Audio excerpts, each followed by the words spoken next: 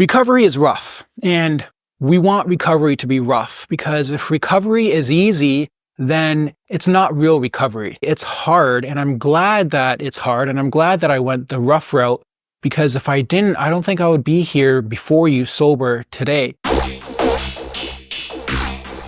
Recovery is rough, and it should be rough. If recovery isn't rough, it's probably not working, and it's probably not serious. I want recovery to be easy. Getting sober is a hard-fought battle, and I fought that battle for 6 years. 6 years I tried to get sober, and I want to speak about recovery being rough and not making it easy because January is a point in the year where for those 6 years, I would always try to get sober in January. I always tried the dry January challenge. And a lot of the times I would complete it. I would get 28 days sober, 30 days sober, maybe a little bit longer, maybe 6 weeks. And I always had the intention that I was going to fix my life by completing dry January, by getting sober, by taking a break from alcohol. But the thing is, I didn't have a concrete plan other than dry January and seeing where that takes me. What I was doing, I was making recovery easy. January is an easy month to abstain from festivities because the weather is cold. It's easy to stay in. It's easy to cuddle. It's easy to stay in the comfort of our warmth in our homes, to relax in the winter. There's not much going on in terms of summer fun other than going out and drinking with friends on the weekend, going to clubs and bars or going to restaurants and having dinner and drinking.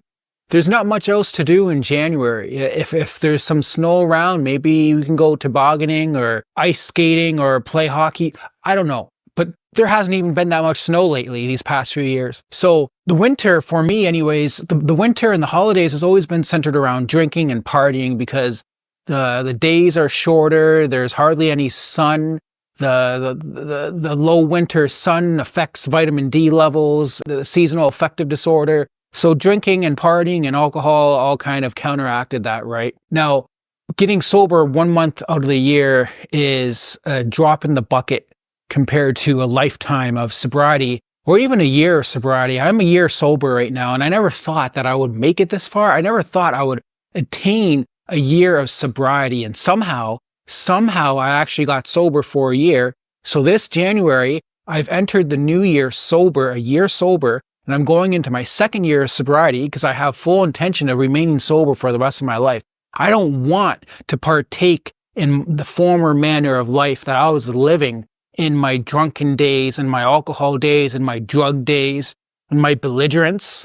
Because that's what it was. I was living a life of belligerence. So every January, I would have the New Year resolution mentality that I was going to change my life. I was going to get sober and things would magically happen. My life would magically get fixed. I would fix my life by getting sober. But the reality is that never worked.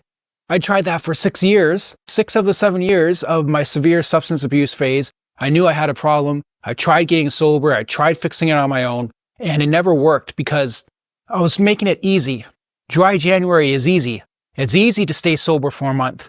But the thing is, dry January fools us. It fooled me into thinking that I was doing something about my problem when really I was just scraping a piece off of the tip of the iceberg when the bigger problem laid beneath the surface that I wasn't even conscious of or aware of, or I wasn't willing or ready to look at. So until I dove headfirst into the waters of recovery, the depth of recovery, I wasn't able to get sober. It's hard to dive into those ice cold waters and dig beneath the surface of our addictions, of our traumas, of our misalignments and our ailments in life. I mean, it's painful. It's like peeling back the skin. It can hurt. And when the substances and the alcohol are gone, there's nothing to alleviate that pain. We experience it in the raw, and it can be rough, but that's good. So every time I try to get sober in dry January, I was trying to make it easy for myself. I didn't want to feel the pain. So when the pain would resurface, say a month or two later, or I would get bored. I would just go back to my old patterns of behavior. I would relapse. And the whole rest of the year, I was drinking, partying, doing drugs, and just destroying my body. So getting sober is not easy. It's hard. And I'm glad that it's hard. And I'm glad that I went the rough route, because if I didn't, I don't think I would be here before you sober today. So it's a day-to-day struggle. And we win that struggle by making good choices, by combating the urges, by not giving in to them, and by replacing the urges with choices that benefit the well-being of ourselves. So things like exercise, before I can get into exercise, what really combats the urges for me is because the urges get weaker over time, but in the first phase of recovery, the first few months, the urges are strong and they're day by day, if not hour to minute.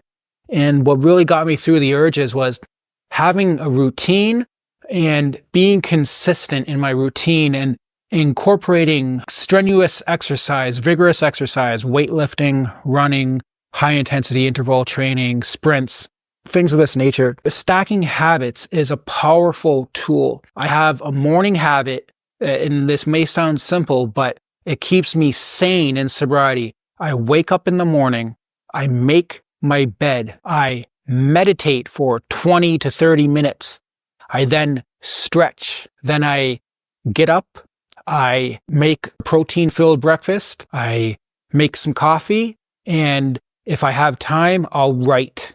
I'll do some journaling, reflecting, or I'll write on a topic that interests me.